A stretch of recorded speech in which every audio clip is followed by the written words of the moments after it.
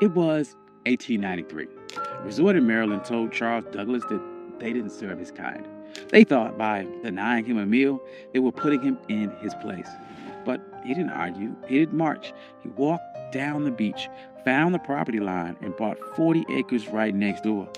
He didn't ask for a seat at the table. He bought the ground the table was sitting on. This is the story of how Charles Douglas turned a restaurant rejection into the first black municipality in the state of Maryland. This is One Mic Black History, and if you like stories like this, you can find more stories like this at OneMicHistory.com. But without further ado, let's get started. To understand this heist, you have to understand the insult. It was August 1893. The Chesapeake Bay was the playground for Washington and Baltimore's elite. The system at the time called the place Bay Ridge. It was known as the Queen of Chesapeake. It was a grand hotel, massive boardwalk, and a restaurant that promised the finest dining on the East Coast.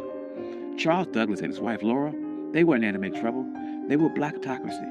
Charles was a high-ranking official at the Treasury Department. He was polished, he was wealthy, and he was a veteran. He walked to the restaurant at Bay Ridge and asked for a table. The waiter did not look at Charles's uniform. He didn't look at his credentials. He just looked at his skin color and said, "We don't serve your kind here." Now, this is the moment where the struggle would usually kick in. The textbook version of this story would tell you how sad Charles was. It would talk about the pain of segregation. But Charles Douglas didn't have time for that. He had a military mind. And he looked around the restaurant and saw white families eating. He saw the owners counting money. And he realized that their business was built on a territorial monopoly. They thought that they owned the prestige of the water. They thought by banning him, they were keeping the luxury for themselves. Charles walked out of that restaurant, but he did not leave the area. He walked down the beach, he crossed the property line, and he stood on the dirt right next to the people that insulted him. He was looking at a 40-acre tract known as Bashir's Farm. It was rugged, overgrown patch of coastline. To the owners of Bay Ridge, it was a waste of space. To the system, it was unimproved land. But to the Colonel, it was the high ground. Charles Douglas knew something the owners of Bay Ridge didn't. The system is only as strong as its borders. Bay Ridge was a fortress of whiteness, but the walls ended at the property line. If Charles could control the land right next to them, he didn't need their permission to exist. He could create a parallel world that Jim Crow laws of public accommodations could not touch. See, in 1893, separate but equal wasn't even legal doctrine yet. That would not happen for another 3 years with Plessy versus Ferguson. But the private property doctrine was already ironclad. The law of the land said that a man could do whatever he wanted with the dirt that he owned. Charles realized that public space was a trap. If you relied on the public to treat you fairly, you were a beggar. But if you owned the private, you were sovereign. So he went to the owner of the 40-acre farm, a man by the name of Daniel Bashirs. He didn't ask for a favor. He brought money. He offered him $5,000 cash. In 1893, that was an astronomical sum. It was roughly the equivalent of about $175,000 in today's money. But the strategic value was worth millions. Bashirs took the money. He signed the deed. And on that day, the Queen of Chesapeake lost its monopoly. Charles Douglas didn't just buy a farm. He bought the gateway to the bay. He went to the restaurant owners who refused him a sandwich, and he didn't say a word. He just started building. And the first thing Charles did wasn't build a resort for the masses. He built a fortress for his legacy. He built a home for his father, Frederick Douglass. He called it the Twin Oaks. But he didn't just build it anywhere. He positioned the home with military precision. Frederick Douglass had been enslaved on the eastern shore of Maryland. He looked across these same waters as a boy, dreaming of a world where he wasn't property. So Charles Douglas designed Twin Oaks so his father could sit on that property and look directly across the Chesapeake at the very shore where he was once owned. This was psychological warfare. It was a message to the system that if you didn't lose a slave, you lost the entire coastline. Frederick Douglass never got to spend a full summer there because he died in 1895, but the receipt was still filled.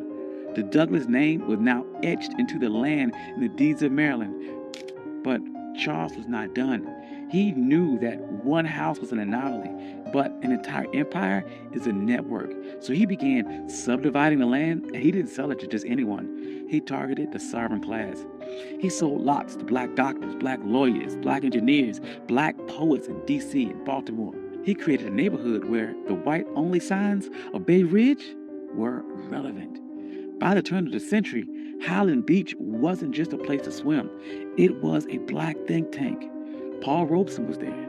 Langston Hughes was there. W.E.B. Du Bois was there. They weren't protesting segregation. They ignored it.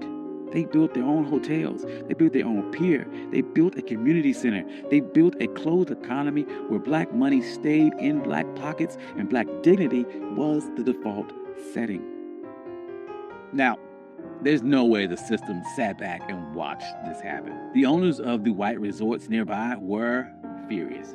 They saw the private property loophole working against them, and they realized that they had lost control of their territory. So they tried to use paper weapons. First, they tried to use vagrancy laws. They sent the police to harass people walking between the train station and Highland Beach. They wanted to make the journey so uncomfortable that the residents would give up. That didn't work. Highland Beach residents started their own shuttle service. They controlled the logistics. Then the white resort owners tried to use a legal glitch. They realized that Highland Beach was technically a part of an unincorporated area. They thought they could use local zoning boards to condemn the land or pass an ordinance that would tax the Douglas family into bankruptcy. They tried to treat Highland Beach like a nuisance. But the residents of Highland Beach were some of the smartest people in the state. They knew that in America, the ultimate hack for land was municipal status. In 1922, they executed their final move of the heist. They petitioned the state of Maryland to become an unincorporated town. They didn't want to be a neighborhood. They wanted to be government. They won. Highland Beach became the first black municipality in the history of Maryland.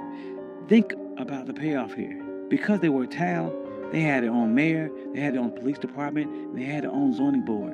When the white resort owners tried to pass laws against them, the people of Highland Beach just passed their own laws to cancel them out. They weren't marching and asking for civil rights. They were exercising their statutory power. By the 40s and 50s, Highland Beach was the summer Apollo. While white Maryland was obsessed with keeping its beaches segregated, Highland Beach was outproducing them culture and social capital. But the winds, they are changing, and the system shifted its strategy. In 1964, the Civil Rights Act passed and the public accommodations were integrated. On paper, this was a victory. But in a world of real estate and sovereignty, it was a Trojan horse. The system realized it could not keep black people out of the water anymore, so it decided to make the land too expensive to keep. This is the new Jim Crow. As white developers realized that coastal property was the ultimate asset, they began using tax assessment and eminent domain and environmental regulations to squeeze black families off their land. In places like Hilton Head and Bruce's Beach in California, the system succeeded. They stole land back using the laws that were supposed to protect landowners. But look at Highland Beach today. It's still there. It survived the rise of developers. It survived the collapse of other resorts. It survived because Charles Douglas didn't build a charity. He built a closed-loop system. The residents of Highland Beach understood that the land wasn't just for lounging. It was for continuity. They passed these down for generations. They created trust. They created a black culture of holding the line. During the Civil Rights Movement, we get caught up about the seat of the lunch counter. But Charles Douglas reminds us that the lunch counter is just a piece of furniture, and that if someone owns a building, they can always find a reason to move the chair or keep you out. The true power is owning the blueprints. Charles Douglas was told his money wasn't good enough for a meal, and he didn't waste a second trying to change that waiter's mind. He used that energy to change the map. He proved that when the system closes the door, you can't keep knocking till your fists are bloody. You can buy the hallway. You can buy the entire building. You can buy the entire beach. You can buy the ground that it sits on. And today, Highland Beach stands as a reminder that we aren't just laborers in the American story. We are the engineers of our own exit. Thank you. This is One Mic Black History. I'm your host, Country Boy. If you like stories like this, you can find more stories like this at onemichistory.com. Hope you enjoyed this. This is something different. I enjoy this a lot. Trying to do, once again, more stories about agency, about pattern interrupts, people overcome, and how they took a system that was designed to keep you back and beat it and overcame or outsmarted that system. Hope you enjoyed that. I'd like to thank all my day ones. You guys are amazing. Thank you guys all for coming out. Financial contributors. Oh, yes. And if you don't see your name here, please reach out to me. I'll add your name. I'm sorry. I love you all. Peace.